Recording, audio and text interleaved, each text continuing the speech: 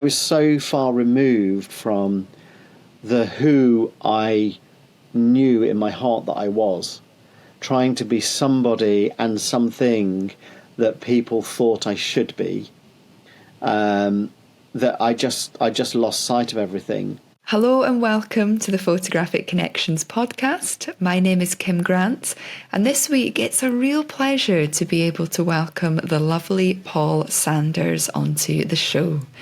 I first became aware of Paul's work a couple of years ago now when I heard him speak at the Creative Light Festival in the Scottish Highlands. And when listening to him, I found myself really contemplating my own photography approach. And in fact, much of what he shared in that talk alone really inspired me on a new direction in my own personal work. So being able to connect with him for this week's episode was of great delight to me. And I'm sure that by the end of listening to this, you too will begin to think more deeply, not just about your approach to photography, but also potentially your approach to life as well. Paul's story is really inspiring because despite gaining everything he could ever have dreamt of materialistically in his news photography career, he was left feeling really dissatisfied with life and battling mental health problems. Off the back of that, he's gone on a very deep journey of self-discovery, adopting many philosophical approaches to life. And today he's going to share a number of them with you, from having gratitude to the world around us, to the language that we use when we're describing our photography, and also in the beauty of creating really deep and meaningful relationships. So it brings me great delight to welcome onto the show today the lovely Paul Sanders.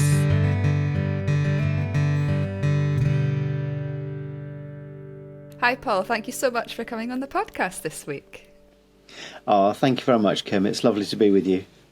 Yeah, it's so nice to connect with you. We were discussing just before we came on, we kind of very briefly passed each other last year at the Creative Light Festival, but never actually got the chance to speak. So it's really nice to be able to sit down with you today.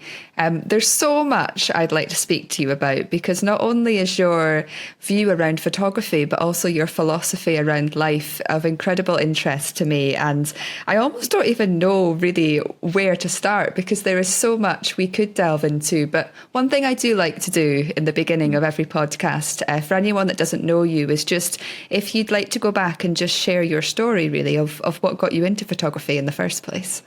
Yeah, sure. So I started with photography by borrowing my dad's camera.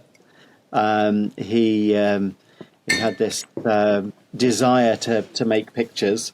So after a long and protracted argument with my mum, he eventually won and bought a Praktica MTL3 camera. And I just fell in love with the look of it, but it was very much a hands-off. And as soon as somebody says you can't do to me, that means I really must go and have a go.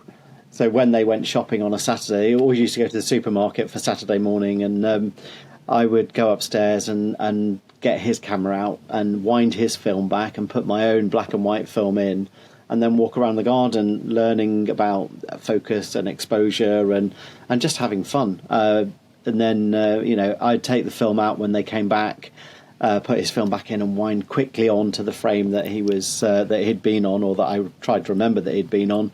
And then dev my film at school and be amazed and disappointed and excited all at the same time. And I just wanted to be a photographer. I knew as soon as I started taking pictures, that's what I wanted to do. School, very anti it. My parents, although supportive, were terrified that I would end up, not doing very well. And some would argue that I haven't done very well. But I left, when I left school, I went very briefly to college to do art and photography, hated it. And joined up with another photographer, started off as an assistant, doing bits of darkroom work, and then we moved over to Spain, where I was shooting calendars, which was fantastic fun, and really enjoyed it, and then came back and got into news photography, and was just swept away by the idea of seeing seeing my pictures in print, seeing people in the street looking at the pictures that you'd made. And it was only a weekly newspaper, but I just loved the buzz of news and getting my pictures published. It was so exciting. I just couldn't get over it. So from there, I just moved through the ranks, national agency, regional newspapers, and then to Reuters, and then to the Times, where I was made picture editor in 2004. It's a long time ago now. Yeah, gosh, nearly 10 years ago. Blimey! Wow. Yeah. So and then I left the Times the very end of 2011. It had been quite a roller coaster ride. Let's say that. But I've always been very single. Up to the point that I left the Times, I'd always been very single-minded, very determined, very driven, and wanted to be successful. Wanted to work. I always wanted to work at the Times. I wanted to be picture editor of the Times, and I think I got what I wanted through determination, stubbornness, and sacrificing absolutely everything. They always say, if somebody tells you no and you decide that you're going to do it, then you will do it. So, I made my mind up at a very early age what I wanted, and I went for it. At great cost. You say they're at great. Good reward. Yeah.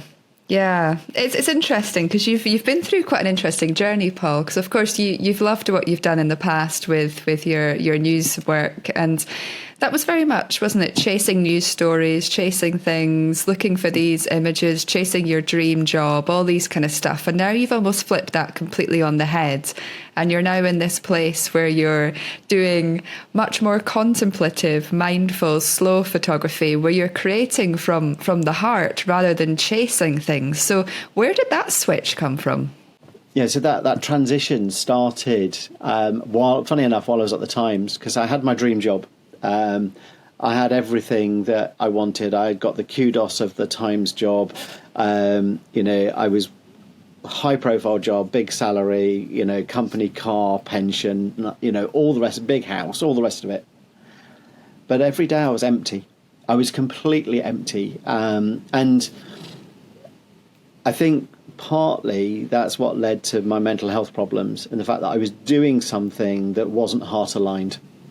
And news as a genre of photography never really interested me. I love images. And when you're working as picture editor of an organisation, you're not actually even making images. You're dealing with other people's, and there's politics. And I was so far removed from the who I knew in my heart that I was, trying to be somebody and something that people thought I should be. That I just lost sight of everything.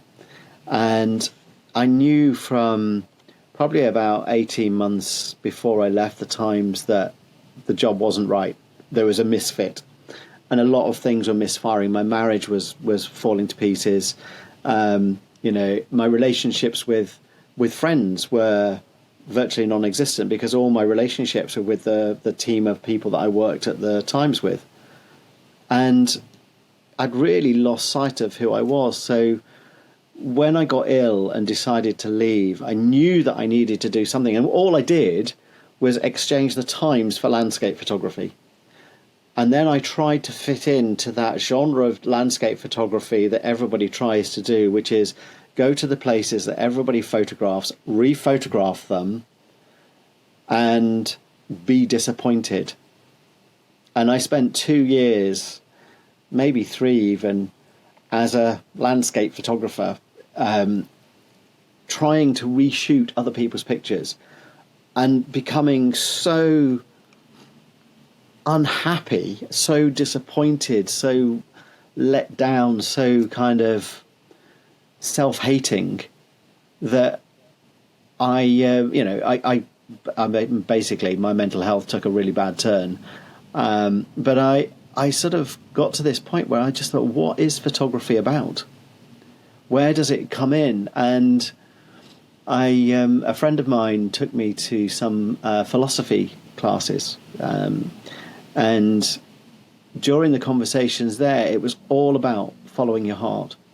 You know, where do you see beauty in the world? What is beauty to you? And I was like, wow, that's what a question. And then I just started photographing things that resonated with me. So most of them, if I was at home, it was flowers, so still lives of flowers. And if I was out, it was usually something with long exposure, because I was trying to find calm in my head. So I was trying to replicate that in my photography. And gradually that switch over to stopping worrying about what people thought of my work and what people thought I should be as a photographer, to actually engaging with my heart, listening to myself, and looking around thinking, I live in such a beautiful world. You know, why do I need to travel all over the world? Because I started doing a lot of workshops with Light and Land as well, and that was sort of taking people to places to make pictures that other people had already made. You know, so you'd scout out all the locations, and I just thought, God, photography is just so soulless. And I wanted to find my soul for my own, you know, I mean, if you look at it, for my own selfish needs, I needed to know who I was. And I was, you know, I was like I was just like a lost person. And then gradually, through photographing the flowers and these elements of the landscape through long exposure that I quite enjoyed, I started to uncover in me the reason I make images, and that's to show myself. Now, I can't do that by going to well-known locations and rephotographing them. I'm not showing myself. I can only do that by engaging in the world that I inhabit on a daily basis. And that is the area around where I live, the things that I come into contact with. And then I started doing some mindfulness courses, and realized that mindfulness and photography are so entwined, because of that whole paying attention in the present moment without judgment. And photographers as a group, we are so judgmental. You know, I mean, you only have to take to social media on any one day, and you see all the judgment from photographers heaping damnation on people, or criticism, pointing the finger. And photography is not about that. Photography is an outward expression of something that's happening inside you. And Minor White, who's one of my favorite photographers, says that every photograph is a self-portrait. And up until the point I started exploring that concept, I'd been hiding behind doing pictures for other people. Like news photography, you're very much shooting for an editor or a picture editor. You're shooting a story. You're not always showing yourself. News photography is very, very different to photojournalism, which is what people like Don McCullin do, where you have to have an empathy with your subject when you're shooting in conflict. You've got to be able to feel what's going on. As a news photographer, you go and stand outside Downing Street and photograph the Prime Minister. It's really hard to kind of put your soul into photographing a man in a suit walking out of a door, or sort of like a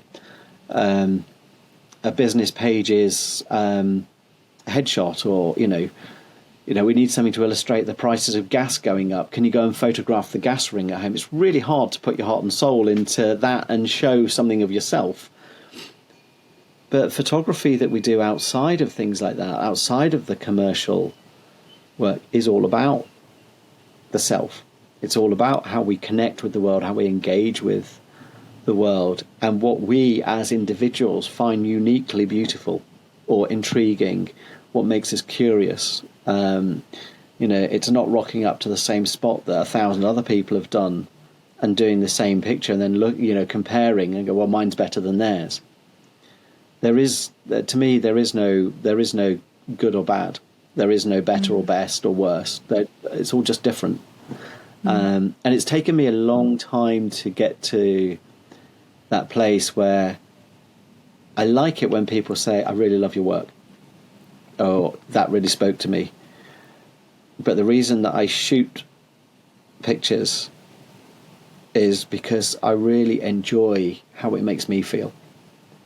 I really enjoy how I see myself in what I photograph, and it really resonates with me. And I can go for weeks without making pictures, and then I'll have a little flurry. And it's not because I'm not seeing stuff. I catch myself not paying attention to my world. Not in a selfish way. It's more of a, if I get my head into my head rather than into my heart, then I'll be emails and post and, all the other stuff.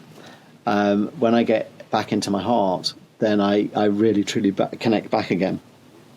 And then I make pictures. So the times I don't make pictures are usually the times I'm stuck in my head. And I have to really sometimes battle out of it. But I don't mind what I make pictures of or with. I just enjoy getting an image. And it doesn't have to be a great photograph. It just has to be something that sums up that particular moment in any way, shape or form.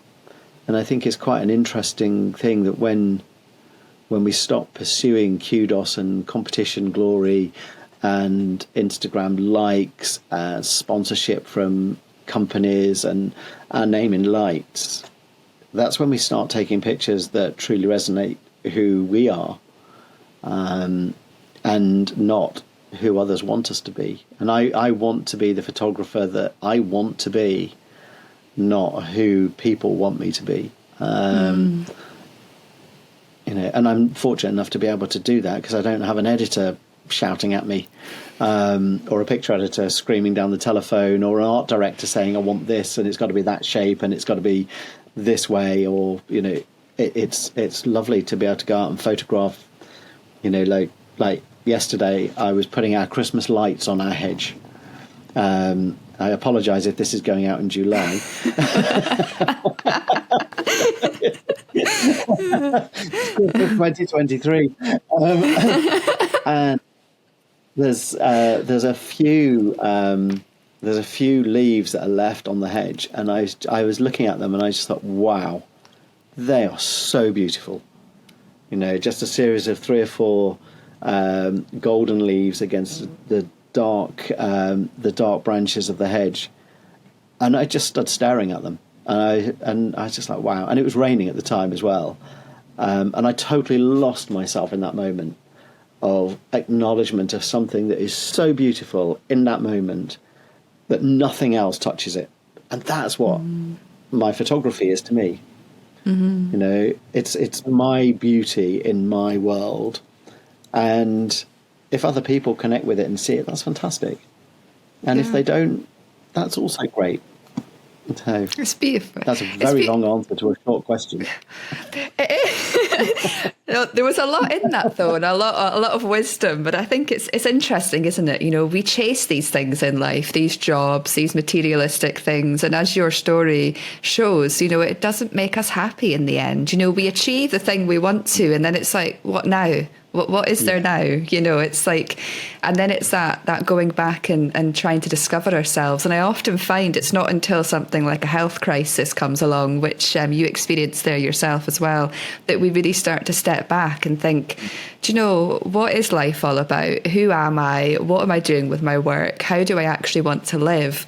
And it's really nice that you've now been able to go within and start to really be the creator, and also not just from a photographic perspective, but to understand yourself better, because I think that's partly what life's all about, isn't it? It's about working out who we are and then how we can use our gifts to to help other people. And I think, your kind of process has definitely mirrored that. But it's a difficult one, isn't it? And it takes loads of ups and downs and twists and turns to get to that place where we're okay just to create from the heart. Yeah, I think it's very one of the most important things, I think, is if you do something because you love it, then don't try and be great at it. I don't want to be a great photographer. I don't want to be famous. I don't want to have all that kind of, whatever it is, 1 million followers and all the rest of it. That's not what I'm about. And it took me a long time to find that actually I'm not about that.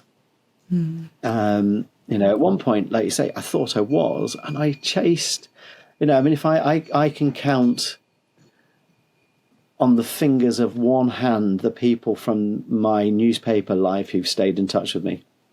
And I wasn't my genuine self in any way, shape or form. I couldn't be, because I'm very insecure. I lack confidence in a lot of things. So I had to have a big kind of barrier, big suit of armor that I put on every day to even go to work.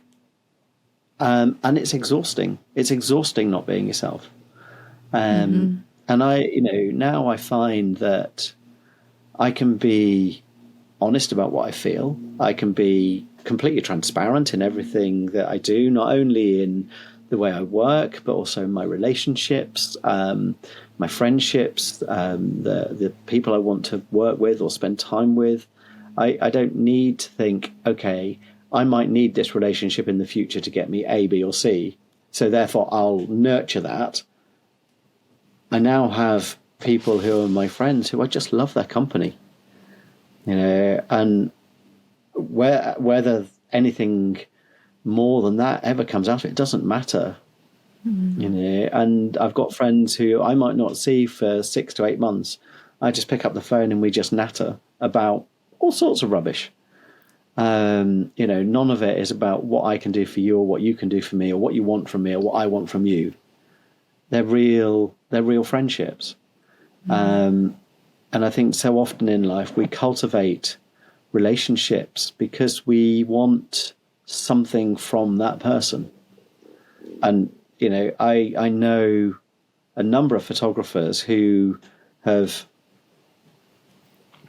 gotten on my side so that they can use me as a stepping stone, or I can introduce them to somebody who can then further.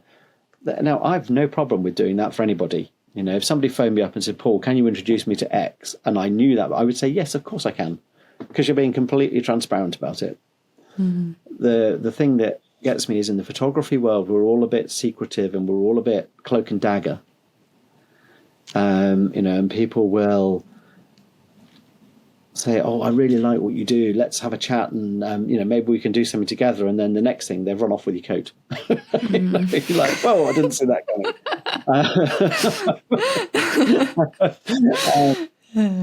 So I'm quite careful now about how I approach relationships through photography. Not because I want to be secretive, but because I don't want to be hurt. And I am a vulnerable. It sounds terrible when you say, I am quite a vulnerable person. I'm quite open. I'm quite trusting, and I've been, I've hurt myself ridiculously, and I've been hurt by others, exploiting that vulnerability. And when you open yourself up in a world like photography, and you reveal a lot of yourself, you do make yourself vulnerable. But from vulnerability comes creativity. There's huge strength in being vulnerable. There's a huge openness that fires up your creativity, that drives your curiosity, because the world that we photograph is vulnerable. We're not photographing a world that has armor on it. We're photographing a world that is vulnerable, often broken, much of it dying. And yet we approach it in a what can I take from you? And sort of way. And I'm, with all my relationships now, it's what can I give you? Not what can I get from you. It's what can I give you? Whether it's just time, whether it's a chat, whether it's, a shoulder to cry on or whatever. What can I give you? And when I photograph, it's what can I give you? So I look at my subject, what can I give you in exchange for you giving me your beauty? And I think a lot of photographers are quite selfish in their thing. It's all, sort of take this and take that, and that's my location and that's my view. And, it's an industry that needs to soften, needs to open up and be really aware. I've just made a little video for my Instagram, and it's a top photography tip. And it basically says, take a carrier bag with you and fill it with rubbish. That's my biggest photography tip to anybody who makes pictures. When you go to a location, pick up rubbish as you go, and then when you get home, put it in the bin. Top photography tip. Nothing to do with apertures. It's all to do with saving the environment and making sure the beautiful things that we photograph stay beautiful, because we don't treat them with any respect. God, what am I? Very true. I'm really cool. Yeah. Need to get. I love this, Paul. I know. No, I love this. This is the sort of conversations that I want to have because they're meaningful, like this is one reason why I started Photographic Connections, because I want to connect us with ourselves, with nature and with other people, and have that sharing and that honesty, because I think, I just kind of got very sick in my own work of photographing the landscapes that you spoke about earlier, and also on YouTube. When you get involved with YouTube, which is where I began, it is very much about trying to get subscribers and get sponsorship. And it's just like, I just found it so exhausting. And then you find yourself producing content regularly. Why? It's not always because you're ready for it. It's just because you said you'd upload a video every week. And it's like this, I don't know, I didn't really find it pressure because I loved it. But it's like, I've just realized recently, I want to, like you were speaking about there about giving, I want to produce this podcast, which is free. I don't earn anything from this because I want to share people's stories and to inspire people and to give something back, I think, and try and speak with people who have a similar mindset to you, because it's what photography is about. It's about the self-expression, the connecting, that connection with ourselves and the world. And that's where the beauty comes into it, and where we can do whatever we want to do with our photography without the pressure, which is lovely. And, you'd spoken there quite a bit. So how you'd articulated there, I was just listening to your words, because one thing when I listened to you talk last year at the Creative Light Festival that has stayed with me ever since was when you were speaking about the language that we use in photography, the capturing, the shooting, the taking.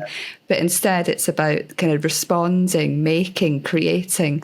That's never left me. And it's something that I'm very conscious about now when I'm speaking about how I, do my photography. So, I wondered if you could speak a bit more about that. So the language around photography I find challenging. I earlier when we were talking, I actually used the words when I shoot pictures, and I literally kicked myself when I said it, because I don't like referring to shooting, capturing. I think photography is about receiving. We receive images from whatever our subject is. And to make a picture is a collaboration. It's between you and the subject, regardless whether you shoot landscape, still life, weddings, portrait, whatever. It's a collaboration. So we receive what the subject chooses to give us. And I find it really, sad that photographers have to say, I shoot, I capture, the picture is mine. It's all very possessive. And actually, photography is about interconnectedness. I connect with you to make a picture of you. You show me what you want to reveal to me. So, so there's that lovely exchange. And people always think that I'm quite strange when I'm out photographing. I always thank whatever I photographed, So I'll say thank you to the tree or to the leaf, or, if I've had a little moment of sublime beauty, I'll just like a little nod of thanks or a little bit of gratitude, because photography is the ultimate show of gratitude. You are showing that you are so present and aware that you've noticed something, that you've received that message, and you've chosen to distill it into whatever form of photography you can, to make something that you can hang on to that little bit of beauty forever. And there's a lot of macho kind of bravado around photography. And it used to be that you get a group of photographers together, and the whole conversation was about which is the best lens, which is the fastest lens, who's got the most frames per second. Very rarely is it about what you feel about what you're photographing. What do you actually feel about what is in front of you at this present time? And having led loads and loads of workshops, the most common question was always, where's the picture? I said, well, it's in front of you. I can't see it. Where is it? I'm like, well, you need to be patient.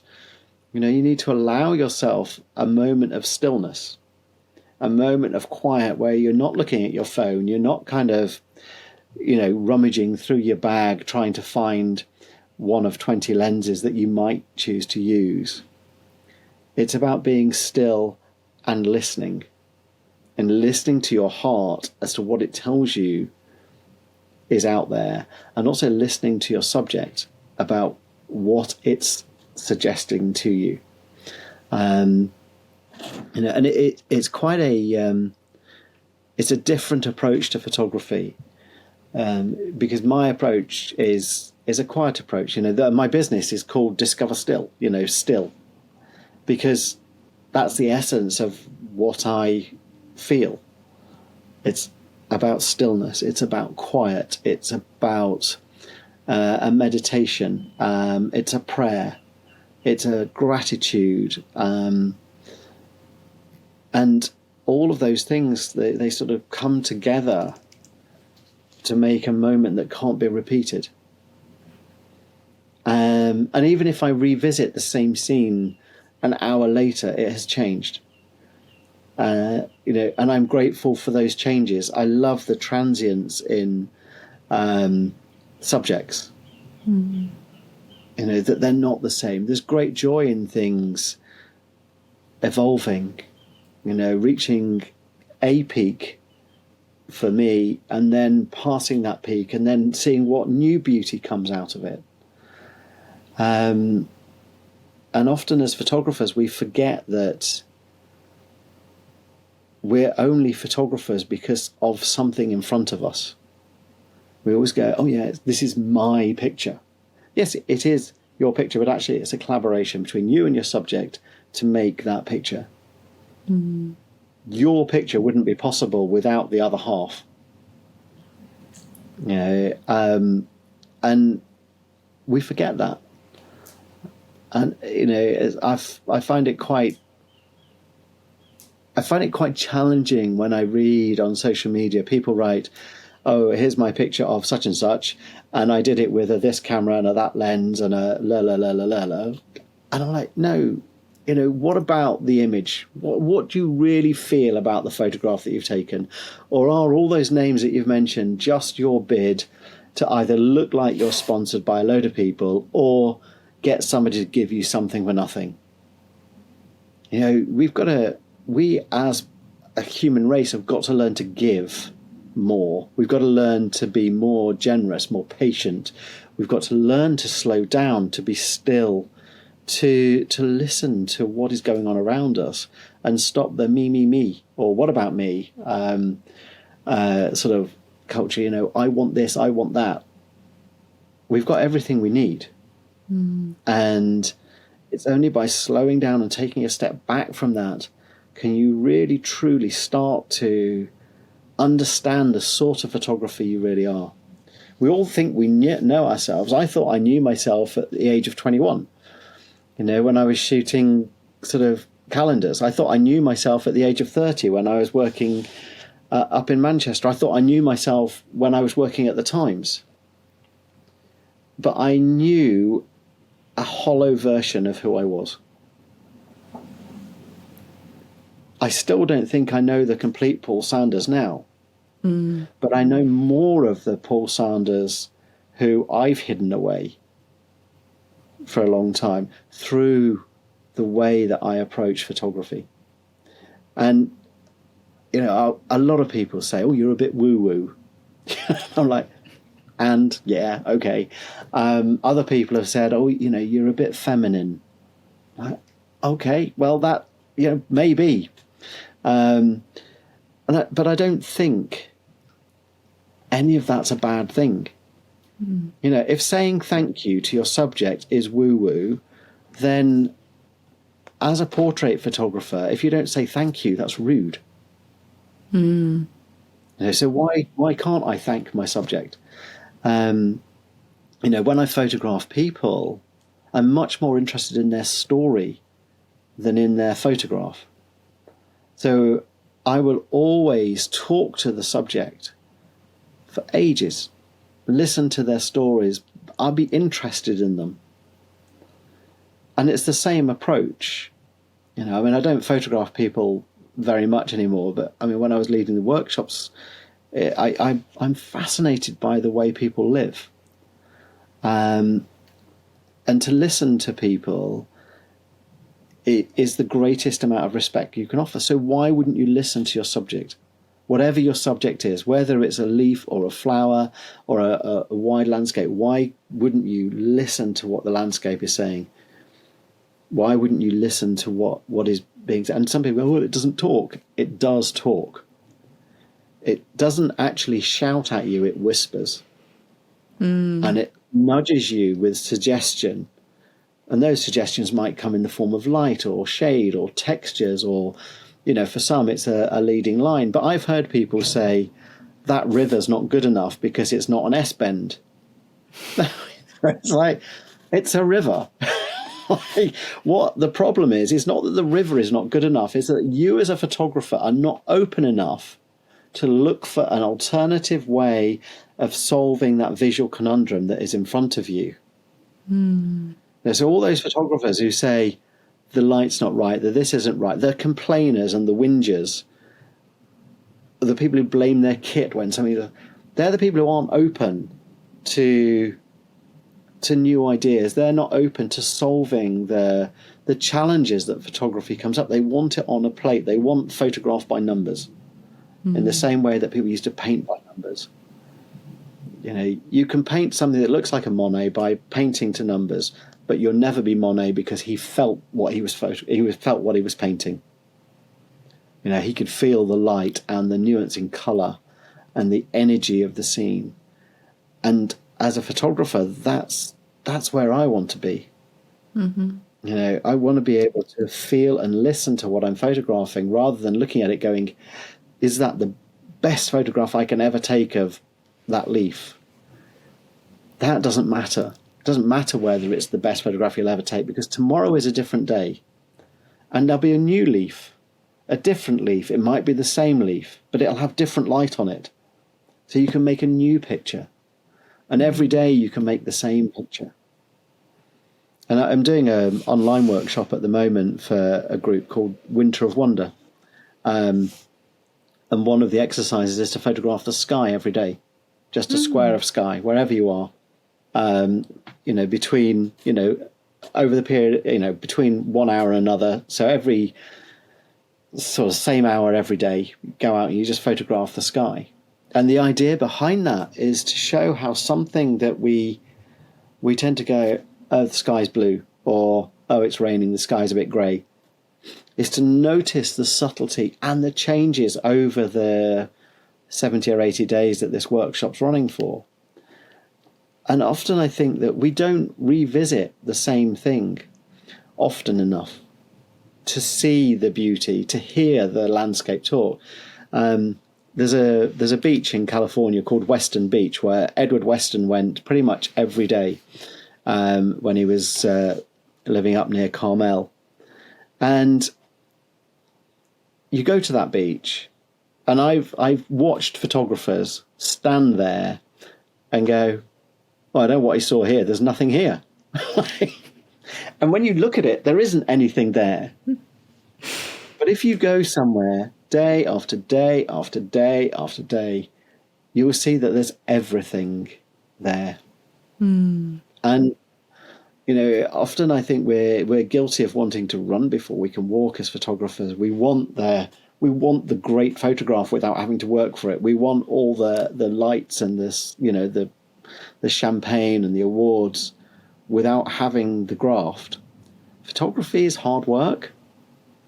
Photography requires patience. It requires dedication. It's persistence. You've got to be intentional about what you do. You can't put the camera down on in November this year and then not pick it up for 2 years and expect to go and make a great photograph. You have to work at it. You have to practice. And it's like anything. The more you practice, the more things come. The thing to practice is seeing. You don't necessarily need to have a camera with you to see, but in your mind's eye, you ought to be looking at things and visualizing how you might photograph them. And that way, things start to happen quicker for you because you're practicing, you're exercising the seeing muscles. You're exercising that bit of the brain that notices. And the more you pay attention to things, the more you slow down. And that's actually really good for the rest of your life. So my photography has played into the rest of my life by making me slow down, by making me appreciate what is in front of me, by letting what is in front of me teach me and guide me, not assume that I know everything and I'm trying to teach the landscape how it should be in front of me. I can't change the way things are. So I'm always grateful for whatever I get. And work with that. And sometimes I don't see a picture, and that's okay. And other times I do see a picture, and that's okay. And sometimes I don't take my camera and I see what would potentially be an amazing picture, and I let it go because I haven't got my camera with me. And I think it's okay to let it go, and to not be attached to everything. I had a wonderful conversation last week with Adrian Beasley, who's a friend of mine. I do a lot of work with him. I really enjoy the way we work together. And we were talking about time machines on Macs and backing up. I don't back up. And he went, what? And I said, I haven't got, what's a time machine? And he said, well, it backs up your Mac. And I said, well, if it breaks, I'll end up replacing it. And I said to him a while ago, when my marriage first broke up and I left the Times, I would go and work in the Costa Coffee in Tesco's because I liked the buzz of the noise. And I was sat there and a lady went past with a baguette sticking out of her basket or a trolley, and she knocked my hard drive, which had got all my images, off the table onto the floor, and it shattered. Wow. And I lost so many images. And at first I was mortified. What staggered me was how mortified she was over a broken baguette over my hard drive. But I was like, you don't realize, like, years of work on that hard drive. And then I thought, yeah, there's years of work on that hard drive, but actually how many of those photographs have I looked at? How many of those photographs actually mean anything to me at all? And I thought, well, I'm going to do is I'm going to take the drive to a repairman. I'm going to ask him if he can just get the pictures of my son. And they were what he got. And the rest of it I just binned. Amazing. Because we have so much attachment to our stuff. And I'm just like, well, do you know what? If I make a print of it, then I've got it. And if the hard drive dies, or, Adobe changed the way that they look at files and none of my files are readable anymore, or in the future people can't get to them, that's okay. That's all right. The pictures that I really enjoy and have enjoyed, I've made prints of, or little books. And that gives you another layer of stillness, of calmness, of collaboration. And I think there's a wonderful sort of I'm fishing for the phrase now. It sort of joins up the entire circle when you hold your pictures in your hand, because you can't help but stop when you hold a print or a photo book, and it's taking that time to look at something, to feel the weight of it, even though it's quite light, to feel the weight of it on your fingertips, and you get that reconnection with the moment. And you've doubly slowed down. You slowed down when you made the picture. You slowed down again when you look at the print or you hold the book in your hands, and allowing yourself that time to reflect. And people say, "Oh, I often notice more when I look at my prints." That's because we're taking the time to look and notice and to look around. When we make a picture, often people, they don't look around the edges of their frame. They don't particularly pay attention to what is going on outside of the very main subject. And if you do that when you make the picture, then when you get home, you won't be so disappointed about the branch that's sticking in from the top right that you hadn't noticed. But when you have a print in front of you, you notice it all again. I love holding prints, just love that. That lovely out breath that comes. I feel my shoulders drop. I feel the tension literally flow out of my body, and there's something there's something magical about it. I think everything you're sharing, Paul, it's all about getting back to our truest essence, isn't it? It's about letting go of expectations, of almost like fears, and this. Yeah, the holding on to stuff and the attachment that you spoke about as well. And, it's, when people say, that you're woo-woo and things, it's like, this is who we are. It's where we've come from. It's just in the modern day world, we've just lost touch of all of that, haven't we? And that connection that you're explaining. And, I feel in the coming years, more and more photographers and creatives will have this mindset, because it's like I think we're kind of getting past now, aren't we? I'm seeing competitions die out. I'm seeing people getting frustrated with things, and they're looking for meaning in life, and they're looking for that connection. And I think you're one of the, I don't know if I want to say trailblazers, but you noticed it, I guess, early on. You've noticed it early on, and it's lovely. It's really, really nice. And I just wish that for many, many more people to experience the things you're speaking about, because it's deep, it's pure, it's honest, and it's the essence of us being human, and it's beautiful. So yeah. Oh, I don't know if I've ever been called a trailblazer, so I'll take that on. On a Monday morning. Yes, no, I truly believe it. I truly believe it. No, definitely. Well, Paul, honestly, it's been such a pleasure to listen to you speak today, because there's so much wisdom in the things that you've shared, and I really feel it will help people to think more deeply about their photographic process, but also life. How they live their life, how they interact with the world, with others, how they approach maybe their work and everything. So I want to say thank you so much for your time. And for those who don't already connect with you, where can they go to connect with you if they'd like to? So the website is discoverstill.com, and on Instagram it's discover_still. And I have got a Facebook page, but I don't really use it because it's a little bit evil. Although it's owned by the same people. So usually, and I have a newsletter which you can sign up to, which sort of gives, insights into how I'm thinking. And then, Friday morning on Instagram, I do a 9 a.m. live. If people want to tune into that, it's always nice to have people join that. So I don't talk to myself standing in a field at the back of the house. I love your Friday lives. I don't always get onto them live. I usually see the catch up, but I love it because you're sharing other people's work, other people's exhibitions, poems, deep, meaningful thoughts, and it really gives you something to think about, and you're giving, and it's beautiful. So yeah. Thank you again, Paul. It's a pleasure, Kim. Thank you for having me on.